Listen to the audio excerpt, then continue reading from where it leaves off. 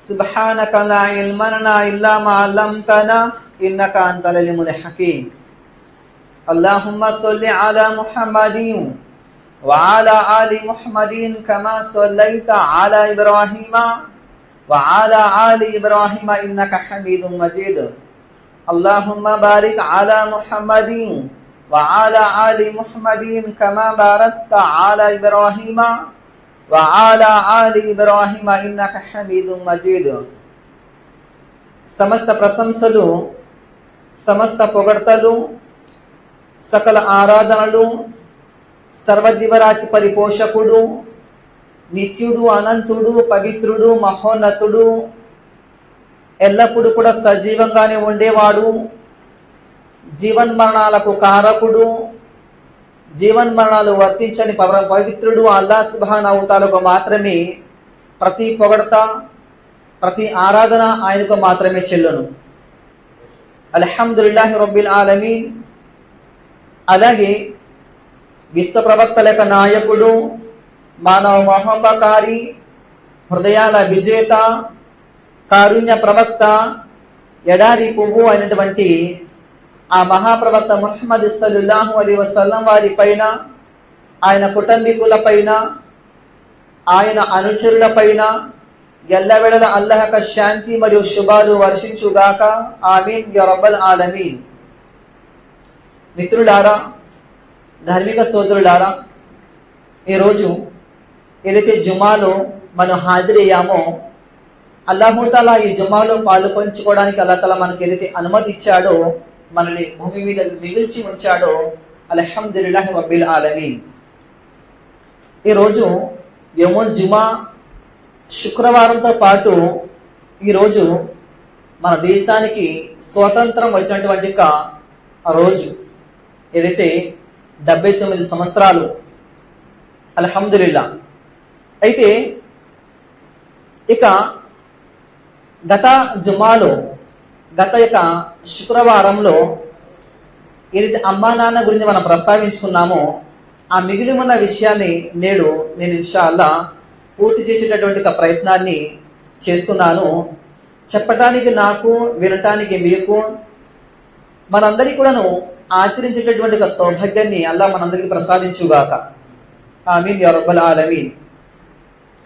ఎందుకంటే ఈరోజు ఏదైతే స్వతంత్ర దినోత్సవం చెప్పుకుంటున్నామో, ఈ భారతదేశంలో అందరికంటే కూడా ఎక్కువగా సంతోషించేటటువంటి జాతి ఏదైనా ఉందంటే ఈరోజు ముస్లిం సమాజం. నా సబ్జెక్ట్ వేరే ఉంది. ఎందుకు ముస్లిం సమాజం ఈరోజు అంతగా సంతోషిస్తుందంటే, ఈరోజు ఢిల్లీ రాజధాని పైన ఎగురుతున్నటువంటి జెండా కావచ్చు, లేక మన అసెంబ్లీ మీద ఎగురుతున్నటువంటి జెండా కావచ్చు, మనం ఎంతో గౌరవంగా భావించేటటువంటి మన ఆంధ్ర మరియు తెలంగాణలో దేశవ్యాప్తంగా కూడా ప్రతి స్కూల్ యొక్క ముందు ఎగురుతున్నటువంటి జెండా కావచ్చు, ఆ జెండా తయారు చేసింది ఒక ముస్లిం స్త్రీ అని ఎంత సంతోషం మనం చెప్పుకుంటున్నామో, మన కళ్ళ ముందు మన పూర్వీకులు చేసినటువంటి పని ఏదైతే ఉందో మన కళ్ళతో మనం చూస్తున్నామో, ఆ విషయం పట్ల అల్హమ్దులిల్లాహ్ మనం సంతోషంగా ఉన్నాం. ఈరోజు ఒక ముస్లిం స్త్రీ ఈరోజు దేశవ్యాప్తంగా ఎగురుతున్నటువంటి జెండాను తయారు చేసి ఇచ్చి వెళ్ళింది ఈ దేశానికి. దీని గురించి చెప్పుకుంటూ పోవడం చాలా విషయాలు ఉన్నాయి. అంశం అది కాదు కాబట్టి ఇన్షాల్లా మన అంశాన్ని పూర్తి చేయడం ప్రయత్నం చేద్దాం. అల్లాహ్ సుబ్హానహు వ తఆలా ఆయన కడపడి గ్రంథంలో అంటున్నటువంటి మాట, అఊదు బిల్లాహి మినష్ షైతానిర్ రజీమ్, బిస్మిల్లాహిర్ రహ్మానిర్ రహీం.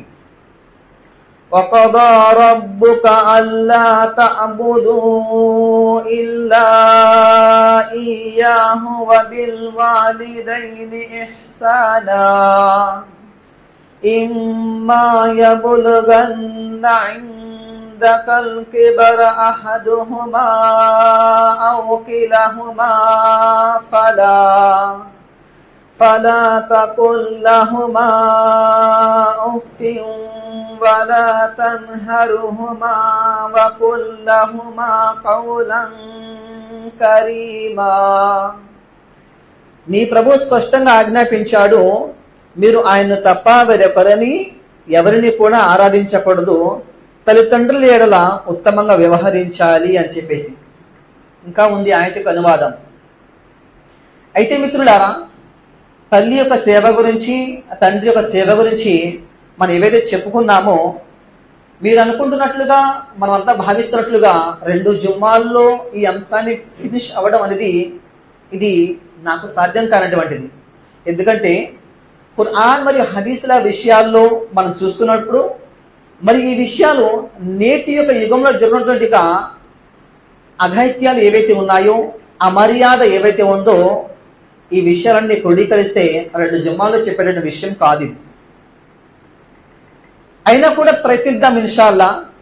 తమ యొక్క తల్లిదండ్రుల్ని ఎలా చూసుకోవాలి, పూర్వీకులు ఎలా చూసుకున్నారు, సహబాలు ఎలా మసులుకున్నారు, ఆ తల్లిదండ్రులకు దైవం వద్ద ఉన్నటువంటి స్థానము, ఈ విషయాల మీద ఇన్షాల్లా మనం మాట్లాడుకునే ప్రయత్నం చేద్దాము. ఎందుకంటే ఎంత సేవ తల్లికి చేసినా, ఎంత సేవ తండ్రికి చేసినా, ఆ కొడుకు ఆ తల్లిదండ్రుల యొక్క పూర్తి హక్కు నిర్వర్తించాడా అంటే నిర్వర్తించలేదని చెప్పేసి హదీసులు అంటున్నాయి. ఏంటి, జీవితాంతం సేవ చేసినా కూడా తల్లిదండ్రులకు వారి సేవ పట్ల పూర్తిగా కూడా వారి హక్కుల్ని నిర్వర్తించలేని కొడుకు కానీ ఈ ప్రపంచంలో మిగిలిపోతాడు. ఎలా? బురైదా రదియల్లాహు అన్హు వారు అంటున్నారు, ఒక వ్యక్తి తన కన్న తల్లిని భుజాల మీద మోసుకుని వచ్చాడు. హజ్ యాత్రకి హజ్ చేయించాడు. హజ్ చేయిస్తున్నాడు, అంటున్నాడు, ఏమి, నేను నా తల్లి యొక్క హక్కును నెరవేర్చానా అని విశ్వకారుణ్యమూర్తి మహాప్రవక్త ముహమ్మద్ సల్లల్లాహు అలైహి వసల్లం వారితో ఈ మాట అంటున్నాడు. మీకు తెలుసు, మనందరికీ తెలుసు ఈ విషయం. ఎందుకంటే ఈ రోజుల్లో ఏదైనా ఒక బరువుని తన మీద ఎత్తుకొని నడవాలి అంటే అది ఎలాంటి విషయం ఒకసారి ఆలోచించాలి. పూర్వకాలంలో మన పూర్వీకులు, మన పెద్దలు ఏం చేసేవారంటే, స్త్రీలైతే ఒక బిందె మీద 1 నుంచి 3 బిందెలు, మొత్తం 3 బిందెలు, అంటే 1 మీద 2 పేర్చి 3 బిందెలతో నీళ్లు తెచ్చేటటువంటి వారు మన పూర్వీకుల స్త్రీలు. కానీ ఈరోజు మన స్త్రీలకు ఏంటి సుఖం, ఇంటిలో ట్యాప్ ఎప్పితే నీళ్ళు వస్తాయి. కానీ ఆనాటి వాళ్ళు ఏం చేసేవారు, 2 కుండలు 3 కుండలు లేక 2-3 ఇత్తల బిందెలు నీళ్ళు తెచ్చుకునేవారు. అంటే బరువును మోసేవారు. తర్వాత అది కూడా మనకి భారంగా అనిపించేది. మన తండ్రులు, మన తాతలు అయితే ఏ విధంగా కష్టపడేవారంటే, కావడి పద్దలో ఏదైతే బిందులు తగిలించేవారో, కొంతమంది అయితే కుండలు తగిలించేవారో, నీళ్లు మోసుకుని వచ్చారు సుదూర ప్రాంతాల నుంచి. ఈరోజు అల్హమ్దుల్లా మన ఇంటిలోకి నీళ్ళు వస్తున్నాయి. అల్హమ్దుల్లా, అల్లాహ్ తఆలా కోటాను కోట్ల కృతజ్ఞతలు అల్హమ్దుల్లా. ఎందుకంటే మన పూర్వీకులకు అంత స్టామినా, అంత బలం మన దగ్గర లేనే లేదు. ఈరోజు ఒకవేళ అలాంటి పరిస్థితులు ఉన్నా కూడా చాలా ఇబ్బంది పడేటువంటి మనం. అలాంటి ఒక రోజుల్లో కన్న తల్లిని భుజాల మీద ఎక్కించుకొని హజ్ యాత్ర చేయించడం అంటే ఎలాంటి విషయం. ఈ రోజు, ఆ రోజుల్లో కానివ్వండి, ఈ రోజుల్లో కానివ్వండి, ఎండ మీరు కొలమానం చూస్తే 50 డిగ్రీలు ఏదైతే వేడి ఉంటుందో, అలాంటి వేడి యొక్క వాతావరణంలో ఒక తల్లిని భుజం మీద ఎక్కించుకొని, ఎక్కడ మీనా ఉంది, ఎక్కడ అరఫాత్ ఉంది, ఎక్కడ కాబేతుల్లా ఉంది, హజ్ చేయించడం అంటే ఏంటి? అలాంటి హజ్ యాత్ర కూడా చేయించుకుంటూ వచ్చి అంటున్నాడు, ఏమి, నేను నా కన్న తల్లి యొక్క రుణాన్ని తీర్చుకున్నానా, ఆమె హక్కుని నేను నెరవేర్చానా? ఏమంటున్నాడు, ఏమి, నేను నా తల్లి యొక్క హక్కును నెరవేర్చానా? దాని ప్రవక్త సల్లల్లాహు అలైహి వసల్లం వారు అంటున్నారు, నీ తల్లి నిన్ను కనేటప్పుడు ఆ సమయంలో పడినటువంటి నొప్పులు ఏవైతే ఉంటాయో అందులో నుంచి నువ్వు ఒక్క నొప్పిని కూడా నువ్వు భరించలేదు. ఎంత దూరం హజ్ యాత్ర చేయాలి, ఎలా మొయ్యాలి ఒకసారి ఆలోచించండి. కొడుకు ఎంత బలంగా ఉంటే ఈ కార్యం సాధ్యమవుతుంది. అంత సేవ చేసినప్పుడు కూడా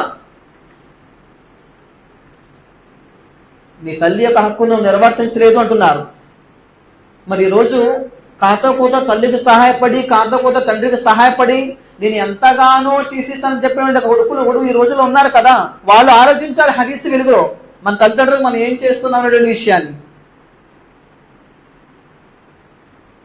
ఇలాంటి యొక్క తల్లిదండ్రుల కోసం ఏదైతే అల్లాహ్ సుబ్హానహు వ తఆలా అనుగ్రహంతో మనకు మన తల్లి జన్మనిస్తుందో, నవమాస మనకు సేవ చేసి మనకు పెళ్లిడిచ్చి వచ్చేవారంతా కూడా. ఎందుకంటే అసలు ఆ గత జుమ్మాలో మనం అడుగుతున్నాము, తల్లి ఉంటుందో పోతుందో చనిపోతుందో మనకు తెలీదు.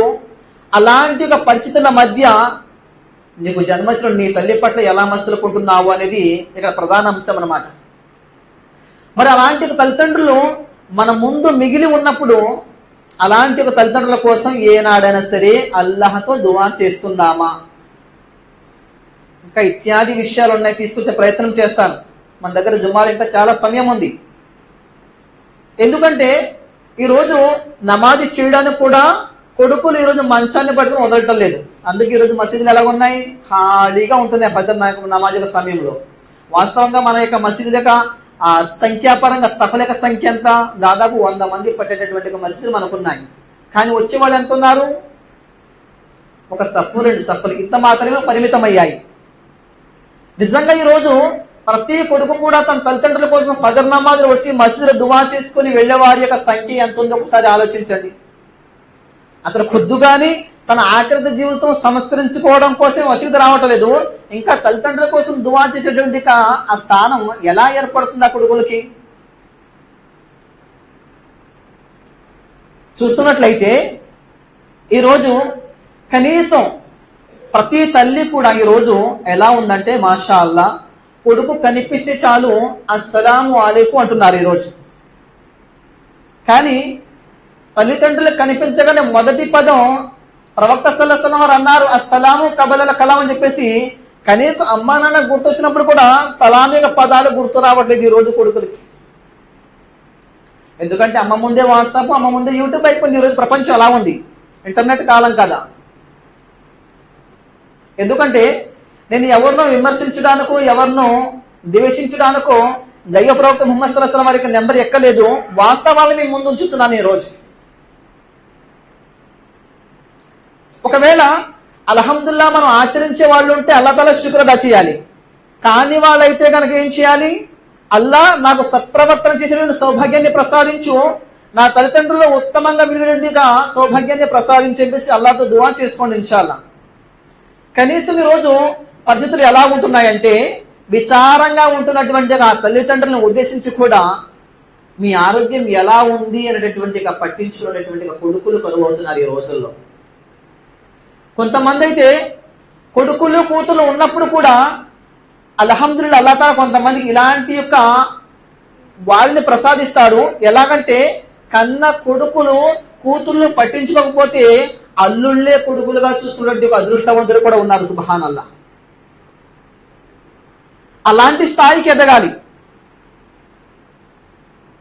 ఎందుకంటే ఈరోజు సోషల్ మీడియాలో ప్రతిరోజు వచ్చే న్యూస్ పేపర్ మీరు చూడండి, న్యూస్ ఛానల్ మీరు చూడండి, మామగారిని కూడా లేపేసి ఆస్తిని ఎప్పుడు కొట్టేయాలి అనేటువంటి అల్లుడు ఎదురు చూసినటువంటి ఉన్నారు.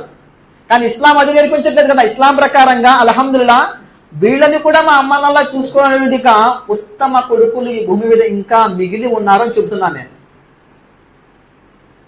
దీన్ని బట్టి మనం ఏం చేయాలి? మన సంతానానికి బాల్యం నుంచే పెద్దవాళ్ళని గౌరవించాలి. పరాయి వారిని కూడా తల్లిదండ్రులుగా భావించి అలా ఉత్తమ రీతిలో మాట్లాడే సంస్కారాలు నేర్పాలి. నువ్వు కష్టపడి సంపాదించుకున్నది నీదవుతుంది తప్ప పరాయి వాడితే నీది అవ్వదు అని చెప్పేసి ఇలాంటి ఉత్తమ విషయాలు బోధించుకున్న నాడు మన కొడుకులు ఏం చేస్తారు? ఆ స్థానానికి ఎదగడానికి ఆస్కారం ఉంటుంది.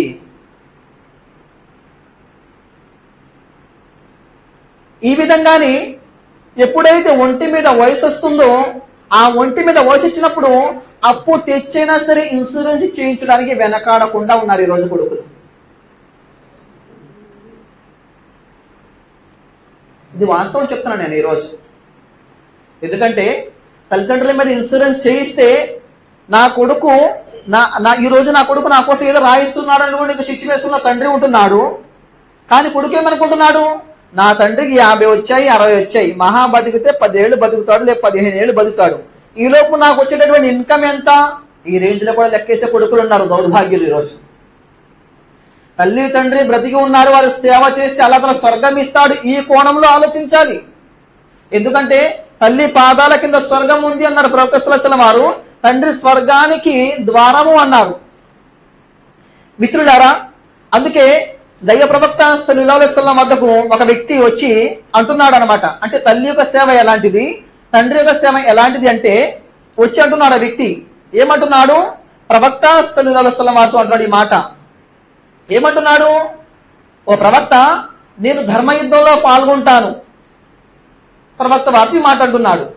వాస్తవంగా అల్హమ్దుల్లా ఫీ సబీలిల్లా ఎంత పెద్ద పుణ్య కార్యమో ఇస్లామీయ గ్రంథాలను చదివిన వారికి, ఇస్లామీయ పండితులకి ఆ యొక్క ఫీ సబీలిల్లా యొక్క గొప్పతనం ఏంటో చదివిన వాళ్ళకి, గ్రహించిన వాళ్ళకి, తెలిసిన వాళ్ళకి అల్హమ్దుల్లా దీని పుణ్యం యొక్క స్థాయి ఏంటో తెలుస్తుంది.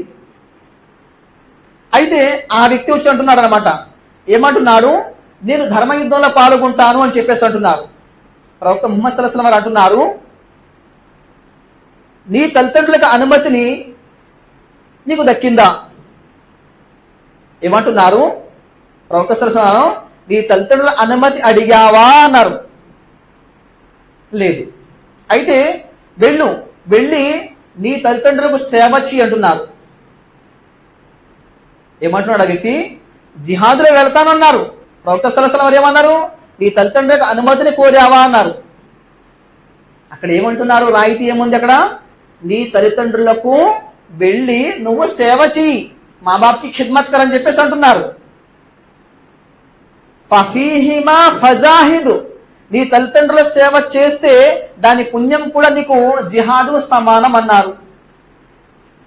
ఈరోజు టాబ్లెట్లు తీసుకురామన్నా, లేదంటే తినడానికి ఏదైనా తీసుకురామన్నా, లేదంటే పలానా చోట తీసుకుని వెళ్ళు అని చెప్పేసి అన్నా కూడా, ఎలాంటి ఒక విషయాలు తల్లిదండ్రులు ఆజ్ఞాపించినా కూడా చెప్పడానికి లేక వినడానికి కొన్ని నిమిషాలే కావచ్చు, లేక కొన్ని సెకండ్లే కావచ్చు, కానీ అల్లాహ్ దగ్గర దాని పుణ్యం ఎంత? జిహాదులో పాల్గొన్నంత పుణ్యము. పని కట్టుకొని జిహాదులకు వెళ్ళాలి, జిహాదులో పోరాటం చేయాలి, అక్కడ ఇంత పుణ్యం లభిస్తుందా? కాదు మిత్రులారా. అమ్మా నాన్నలకు సేవ చేస్తే అల్లాహ్ సుబ్హానహు వ తఆలా అలాంటి పుణ్యాన్ని మీకు ఇస్తాడు. అంటే ఏంటి? ఈ రోజు మన ఇళ్లలో మన ముందు మిగిలిన తల్లిదండ్రులు ఎలాంటి వాళ్ళు? వారి సేవ చేస్తే అల్లాహ్ సుబ్హానహు వ తఆలా మన అకౌంట్ లో అలాంటి పుణ్యాన్ని వేయడం జరుగుతుందన్నమాట. అది ఎప్పుడు ఇది? ఎవరైతే తల్లి యొక్క గొప్పదాన్ని గ్రహించారో, ఎవరైతే తండ్రి యొక్క గొప్పదాన్ని గ్రహించారో, ఎవరైతే తల్లిదండ్రులకు సేవ చేస్తే అల్లాహ్ నాతో రాజీ అవుతాడో. అబూ జహల్తో అల్లాహ్ రాజీ అయ్యాడా? అబూ లహబ్తో అల్లాహ్ రాజీ అయ్యాడా? ఫిరౌన్తో రాజీ అయ్యాడా? వీళ్ళు కుబేర్లే కదా, ధనపరంగా గట్టివాళ్లే కదా, జాతి పరంగా కూడా గట్టివాళ్లే కదా. అల్లాహ్ రాజీ అయ్యాడా? అవలా.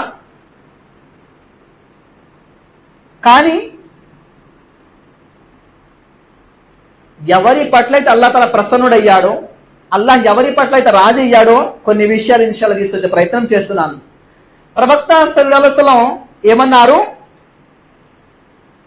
ఎవరైతే అల్లాహ్ను రాజీ చేయాలని అనుకుంటారో, ఇప్పుడు ఒక విషయం అండి, ఎందుకంటే నాతో దాదాపు ఇక్కడికి వచ్చి 6 సంవత్సరాలు గడుస్తున్నాయి.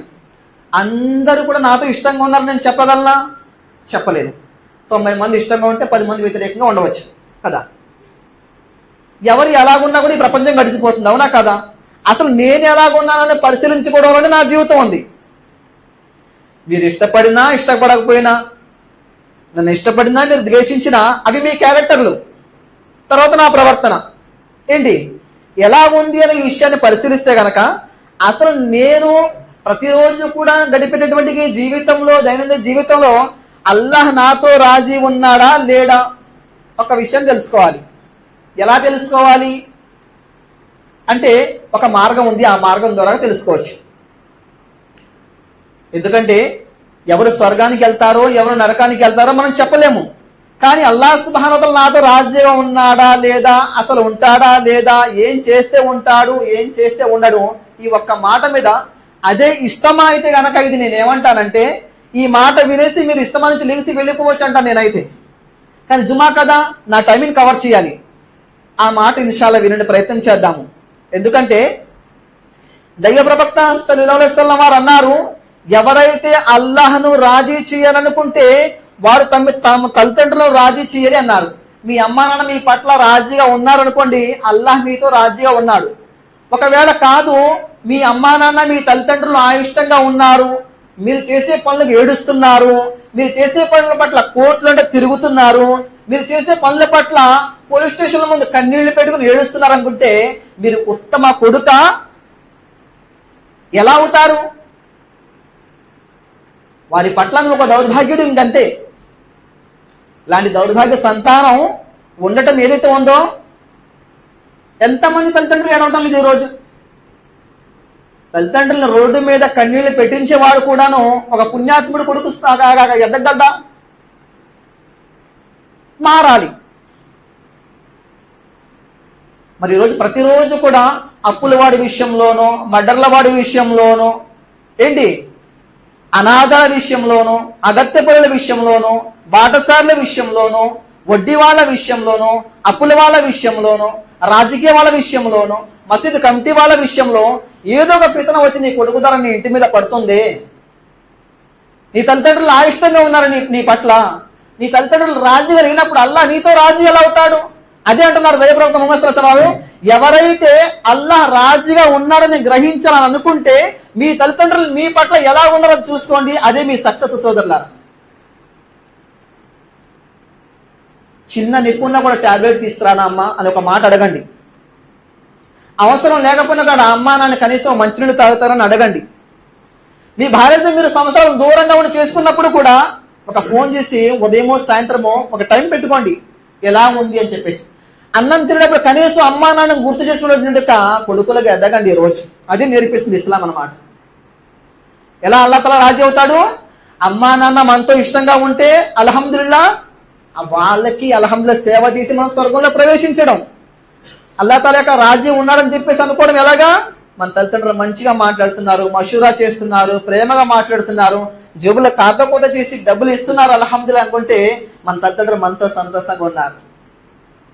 ఏ మాత్రం కూడా తల్లిదండ్రులు మనతో బాధపడుతున్నారంటే అర్ష్ మీద ఉంటుండే అల్లాహ్ సుబ్హానహు వ తఆలా మన పట్ల ఆగ్రహాన్ని చెందుతున్న విషయాన్ని మీరు గ్రహించాలి. ఇక్కడ ఈ ఒక్క మాట చెప్పి ముగించినటువంటి భయాలు కూడా ఉన్నాయి సోదరులారా. అయితే చూడండి, ప్రవక్త ఇబ్రాహీం అలైహిస్సలాం వారు, ఆయన తండ్రి ఆజరు ఉన్నాడు కదా, ఆ ఆజరు దైవ తిరస్కారియా దైవ విధేయుడా? దైవ తిరస్కారిగా మరణించాడు. ఎందుకంటే ప్రతి సంవత్సరం కూడా మన మిల్లత్ ఇబ్రాహీం గురించి చెప్పుకుంటాం కాబట్టి అల్హమ్దులిల్లాహ్ విషయాలు మనకు గుర్తు ఉంటాయి. అలాంటి యొక్క తిరస్కారిగా ఉన్నటువంటి తండ్రి పట్ల కూడా ఇబ్రాహీం అలైహిస్సలాం వారు ఏమంటున్నారు? యా అబతి అని చెప్పేసి గౌరవంగా మాట్లాడుతున్నారు అన్నమాట.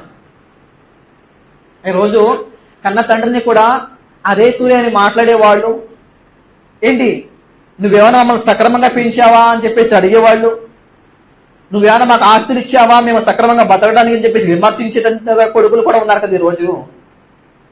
ఇలాంటి బుద్ధిహీనులకు ఇలాంటి జుమా ఖుత్బాలు గుణపాఠం అవుతాయి. ముందుకెళ్ళినట్లయితే ఈరోజు అమ్మా నాన్నని చూసుకునే విషయంలో భార్యల పట్ల ప్రేమ ఎక్కువైపోయి అమ్మా నాన్న విడిచిపెట్టిన కొడుకులు కూడా ఉన్నారు ఈరోజు. అదే జరిగింది సౌదీ అరేబియాలో కూడాను. భార్య అందంగా ఉంది, అడిగిందల్లా తీసుకొస్తున్నాడు, ఏంటి ప్రతిదీ కూడా కావాలని అడగడమే ఆలస్యము కాళ్ళ ముందున్నాడు. అలాంటి భార్య ఉంది. నేను అందంగా ఉన్నానని నా ఆలపాల ఇంతగా చూస్తున్నాడు, నా ప్రతి ఆజ్ఞ కూడా ఏదైనా సరే ఇట్టే తీసుకొస్తున్నాడు, రేపు ఏదైనా నా పరిస్థితి ఏంటి? ఎందుకంటే నవమాసాలు మోసి కనిపించిన తల్లి పట్ల ఇతను ఇంత దూరంగా ఉంటున్నాడు.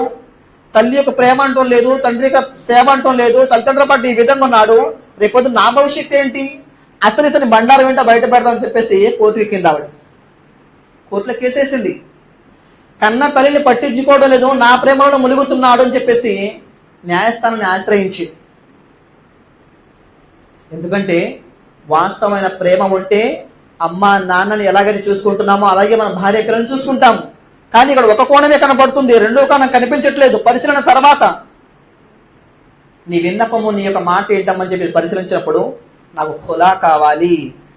ఎందుకంటే అమ్మని చూడని వాడు భార్యని చూస్తాడు రేపు పొద్దున్న. అసలు కన్న తల్లి గుర్తు లేదు. గవర్నమెంట్ ఏం చేసింది?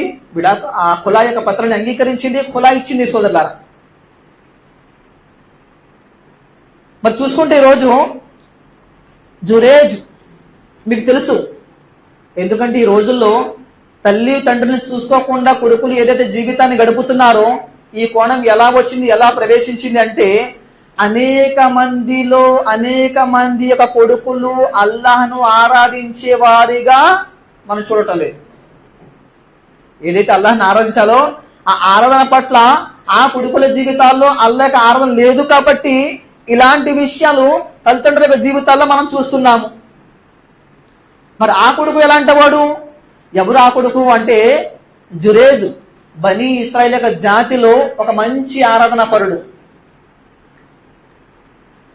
ఎప్పుడు సమయం దొరికితే అప్పుడు తన కుటీరంలో, తన గుడిసెలో అల్లాహ్ను ఆరాధించుకొని తన జీవితాన్ని ఇలాగే గడిపేసేవాడు.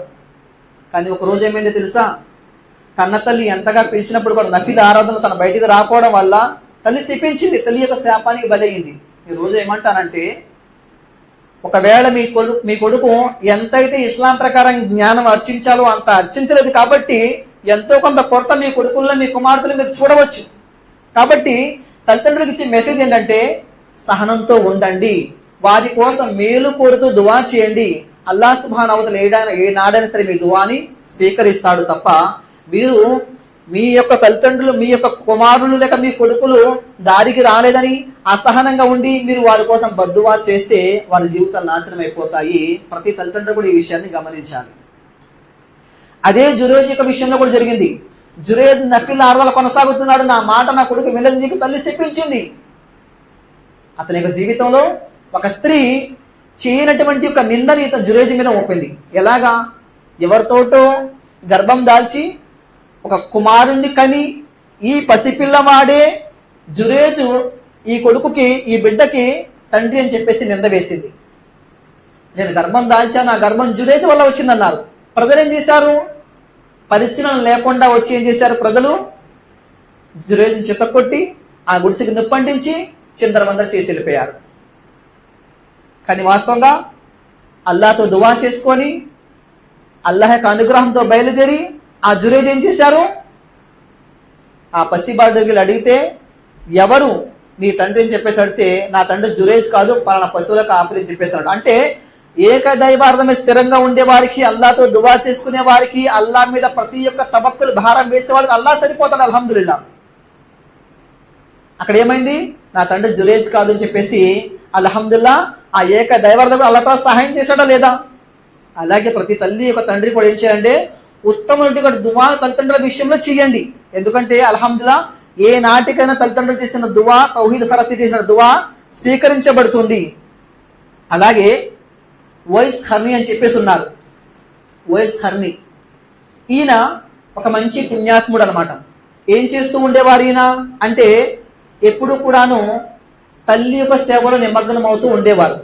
దైవ ప్రవక్త ముహమ్మద్ సల్లల్లాహు అలైహి వసల్లం వారు ఏమన్నారంటే, ఉవైస్ ఖర్ని అని ఒక వ్యక్తి వస్తాడు, మీరు అతనితో దువా చేయించుకోండి అన్నారు దైవ ప్రవక్త ముహమ్మద్ సల్లల్లాహు అలైహి వసల్లం వారు. అయితే ప్రవక్త సల్లల్లాహు అలైహి వసల్లం తర్వాత ఈయన సహాబీ కాలేకపోయారు. ఉవైస్ ఖర్ని ఎవరైతే ఉన్నారో సహాబీ కాలేకపోయారు. ఎందుకంటే తాబైన్లోకి వచ్చేసారు అనమాట. ఎలాగంటే దైవ ప్రవక్త ముహమ్మద్ సల్లల్లాహు అలైహి వసల్లం చనిపోయిన తర్వాత అబూబకర్ రదియల్లాహు అన్హు వారి ఖిలాఫత్ వచ్చిన తర్వాత ఆయన్ని వెతికారు. జురేజ్తో దువా చేయించుకోవాలి, ఈయన ఎక్కడ ఉంటారని చెప్పి వెతికారు. ఆ సమయంలో ఆయన కనపడలేదు. తర్వాత ఉమర్ ఫారూక్ రదియల్లాహు అన్హు వారి ఖిలాఫత్ వచ్చింది. ఆయన ఖిలాఫత్ కాలంలో వెతికారు. ఈయన ఉవైస్ ఖర్ని దొరికారు. ఏమండి, మహాప్రవక్త ముహమ్మద్ సల్లల్లాహు అలైహి వసల్లం వారు మీ గురించి ఎంతగానో చెప్పారు, మీతో దువా చేసుకుంటే అల్లాహ్ తాలా ఆ దువా మీకు కబూల్ చేస్తాడన్నారు. ఇంతకీ మీరు ఎందుకు అల్లాహ్ తాలా మీ యొక్క దువాను అల్లాహ్ కబూల్ చేస్తాడు, మీరు చేసే కార్యం ఏంటి అని చెప్పేసి అడిగారు అన్నమాట. ఏమీ లేదు, నా తల్లి యొక్క ప్రతి మాటని వింటాను, నా తల్లికి సేవ చేస్తాను, నా తల్లి విధేయతల జీవితాన్ని గడుపుతానని చెప్పేసి అంటున్నారు ఆయన. చూసారా, ఈరోజు తల్లిని విసిగించేవాళ్ళు, తండ్రిని హింసించేవాళ్ళు, కొడుకులకు గుణపాఠం ఈ మాటలు సోదరులారా. ఆస్తుల కోసము లేదంటే ఇతరాతర ప్రయోజనాల కోసము కోర్టు చుట్టూను, స్టేషన్ల చుట్టూను తిప్పిన కొడుకులు ఎంతమంది లేరు ఈరోజు. అలా హింసించే కంటే కూడాను మీకు ఏవైతే అక్కడ వదిలేసుకొని మీ తల్లిదండ్రులకు ఇష్టం ఏదైతే ఉందో వారు ఏదైతే ఇష్టపడుతున్నారో అది కోరుకొని మీ తల్లి యొక్క తండ్రి యొక్క మాట మీరు పూర్తిగా వినండి. వారి దువాల వల్ల అల్లాహ్ తాలా మీ ఇహలోకాన్ని సాఫల్యం చేసేస్తాడు, పరలోకాన్ని కూడా సాఫల్యం చేసేస్తాడు. చూడండి, మరి అలా కాకుండా మరి ఈరోజు జీవితాలు ఎలా గడుస్తున్నాయంటే చూడండి సోదరులారా, చూడండి, ఏ కొడుకైనా సరే ఏదైనా మంచి పని చేస్తే ఆ మంచి పని పట్ల తల్లిదండ్రుల హృదయాలు ఒప్పొంగిపోవాలి, అలాంటి కార్యాలు చేయాలి అంటుంది నేటి యొక్క జుమా ప్రసంగం కొడుకులకి. తంజీల్ అహ్మద్ అని చెప్పేసి ఒక వ్యక్తి ఉన్నాడు. అతని కుమారుడు 14 నుండి 17 ఏళ్ల లోపు కుమారుడు. అతను ఏం చేస్తున్నాడంటే మదర్సాలో చదివి ఆలిమేట్ చదవకపోయినా కూడా 17 పారాల యొక్క ట్రాన్స్లేషన్ చేస్తున్నాడు అరబీని చదివి. సుబ్హానల్లా. అతను ఆలిం కాదు. ఎందుకంటే ఇలాంటి కార్యాలు తమ కొడుకుల్లో చూస్తున్నప్పుడు ప్రశ్నించే వాళ్ళు ప్రశ్నిస్తున్నారు. తంజీల్ అహ్మద్ కుమారుడు ప్రశ్నిస్తున్నారు. ఏమంటున్నారంటే 24 గంటల సమయం ఉంది కదా, మీరు ITI యొక్క ఎగ్జామ్ రాయబోతున్నారు, తర్వాత 17 పారాల యొక్క ట్రాన్స్లేషన్ మీరు చేస్తున్నారు, మీ దగ్గర 100 గంటల సమయం ఉందని ప్రశ్నిస్తున్నారు ప్రశ్నించే వాళ్ళ అబ్బాయి. అసలు మీరు ఏం చేస్తున్నారు, మీ సమయాన్ని ఎలా వినియోగించుకుంటున్నారని చెప్పేసి. అరబీ చదువుతున్నాడు.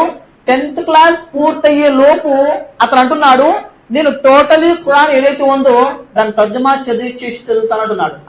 ఆల్రెడీ అతను 6 పారాలు హిట్ చేశాడు.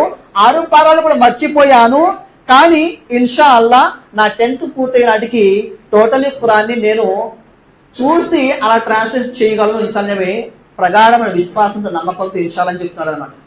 కానీ ఈ రోజుల్లో మన కుమారులకు అల్హమ్ సూరా నుంచి మొదలెట్టి సలాం వరకు కూడా అన్ని దువాలు కూడా తజ్వీదుతో ఈ రోజు మనకి కదా.